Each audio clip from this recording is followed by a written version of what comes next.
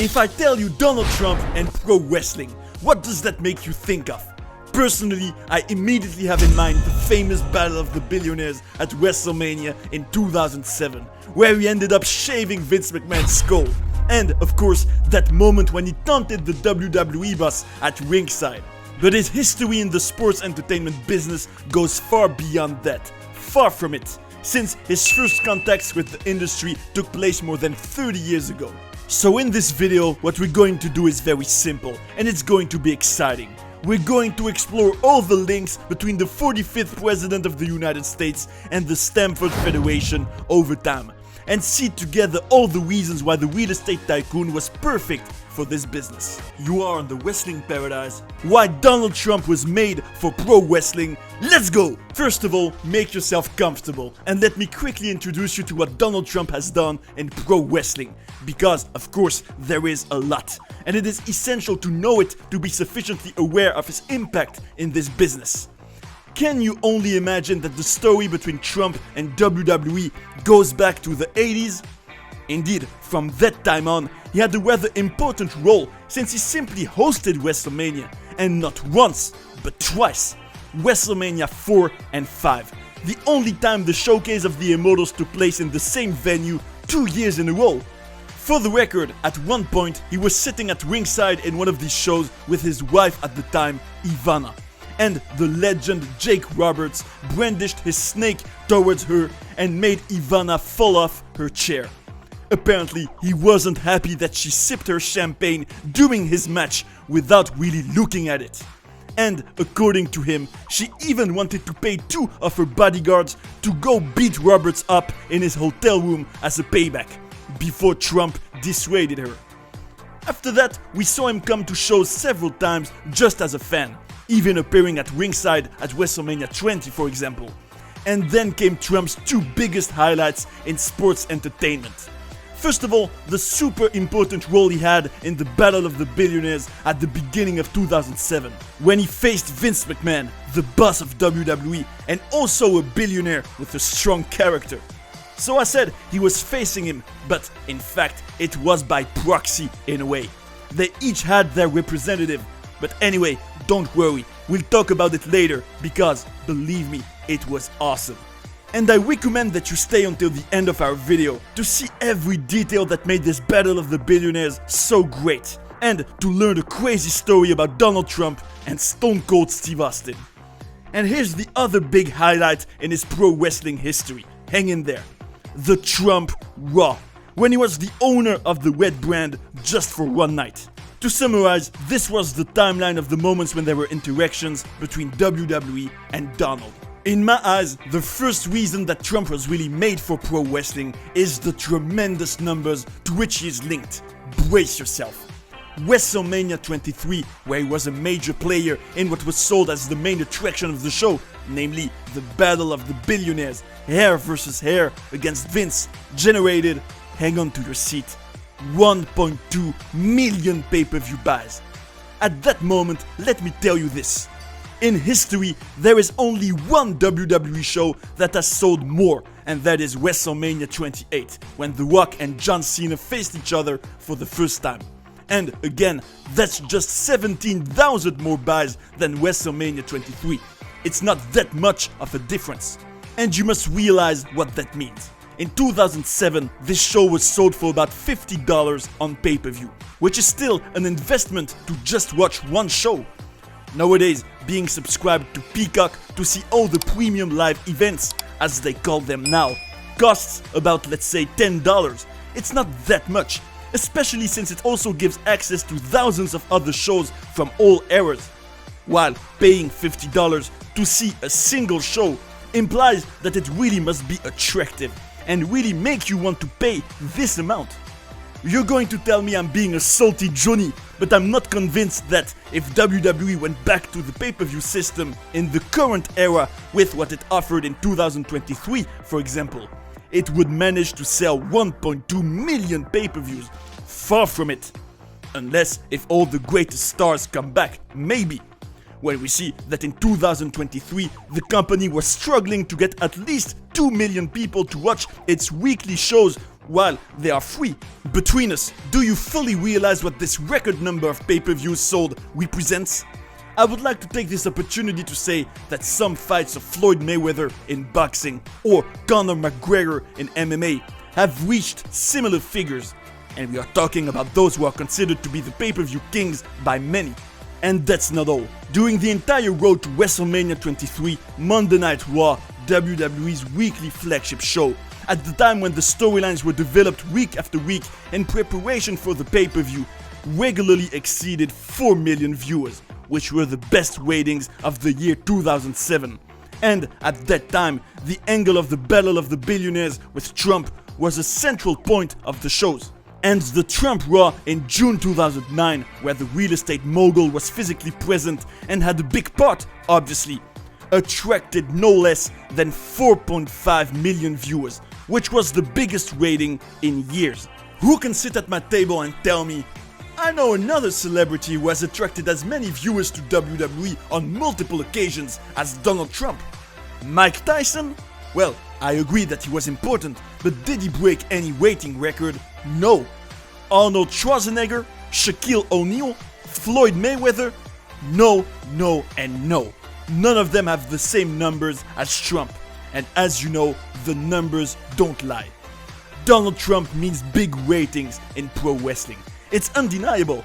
And just that means that he was made for this business. Because there are not many wrestlers who can brag about having interested the fans as much as him. And what has also made the 45th President of the United States perfect for this business is the idea that he has been a real fan of it for years, and that he has almost always been a loyal supporter of the WWE since its creation. As we said, he hosted 2 WrestleManias in a row, and quite frankly, we can say that Donald has good taste, and that he apprehended wrestling in the same way as he did with boxing, because, for the record, he also organized Mike Tyson fights in the past.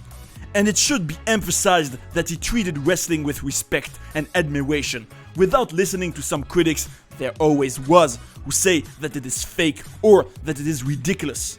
The WrestleManias he organized were even historical, because they were the first with a whole big weekend of festivities around the show, with a 5K race in which everyone could take part, an autograph session of the wrestlers, a brunch on Sunday morning.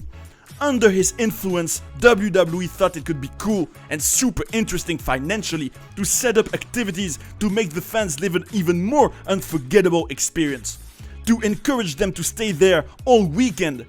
Today, you could tell me that this has become normal, but at the time, he was a visionary. Don't you think it was a great business idea to turn WrestleMania into a big wrestling festival over several days?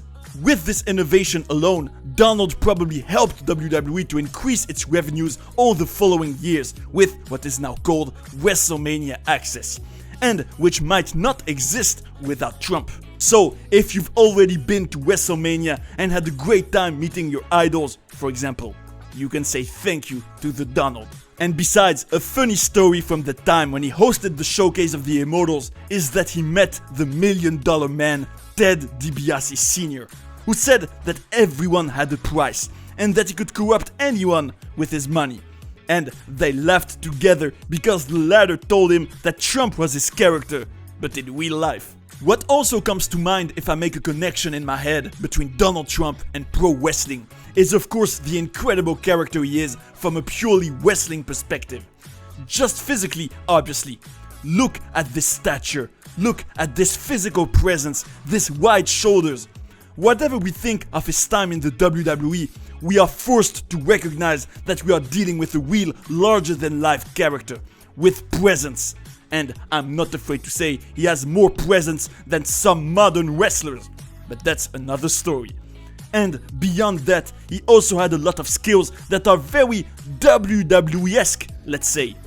On the screen, we often saw him putting himself forward, boasting about his successes and his wealth, being exuberant with these dollar bills falling from the ceiling during his entrance, pretty girls with him, with also the taste of luxury and opulence associated with him. Whether we love him because he's charismatic or hate him because we think he is arrogant, who can deny here that he is causing a reaction? And isn't that the #1 rule in wrestling? Make people react? If he aroused indifference, he would not have had all these impressive figures. And we will note that he was as much able to get acclaimed at the Trump Raw in 2009, especially because he gave money to the fans, as booed at the Hall of Fame in 2013. On the screen, he proved that he could as well be a super popular babyface, but also a top heel if he had to. Do you also think that he had a character that blended perfectly with what we can hope for in the WWE? Come talk about it in the comments to discuss it together, but in my eyes, he was really made for this universe. And besides, more generally, when he gives little nicknames to his enemies, we can clearly see a gimmick, just like in pro wrestling. I'm also thinking about his gestures with his V of victory, his clenched fist gesture, his thumb up, his finger pointing at some fans.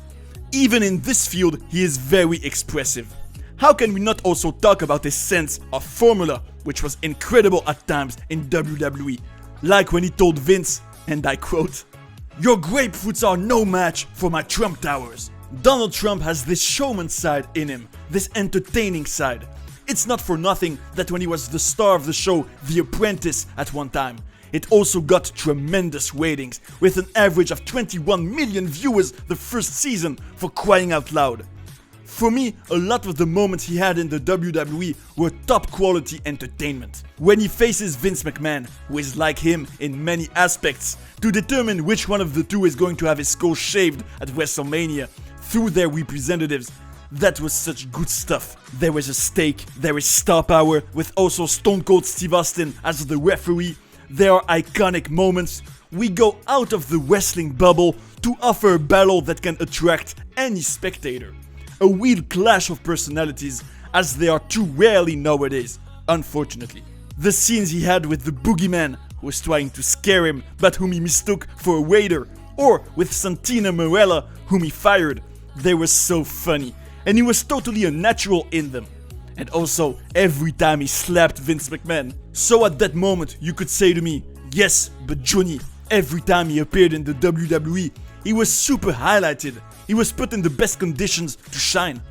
From you to me, I would say yes, but no. Because how did the Battle of the Billionaires end at WrestleMania 23? You'll never believe it. By a Steve Austin stunner on the Donald. Of course, it was Vince McMahon who lost the war and finished completely bald, but Trump wasn't really basking in his glory either. And the scene of this final stunner is all to the credit of the real estate tycoon, because basically McMahon and Austin went to see him backstage proposing this idea, but Donald's right-hand man immediately said that he shouldn't do it, that it wasn't good because he would seem weak. But then, Trump simply asked if Vince thought ending this battle with a stunner on him would help the show. Vince said it would, and Trump agreed. On that day, he was a team player. He put the interest of the show and the pleasure of the fans above his own interest. And it shows that he really understood everything about pro wrestling. That it's not a question of looking super strong or winning, but that it's the show that matters, the entertainment, the idea of giving the spectators a good time. And for all of these reasons, in my humble opinion, Donald Trump is the celebrity who had the best involvement with great success into the world of Vince McMahon.